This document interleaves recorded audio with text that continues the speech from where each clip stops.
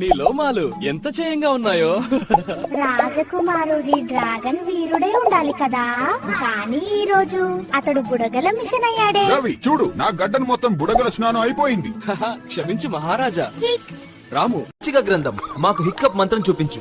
Dragon దానికి హిక్కవాపు పోవాలంటే తోకను మెల్లగా గెలగిలి కొట్టు, ఆ తర్వాత వెచ్చనితేనే పాలు ఇవ్వాలి. సరే రాము, ఆతురపడకు. హిక్క అదిగో గెలిగింత.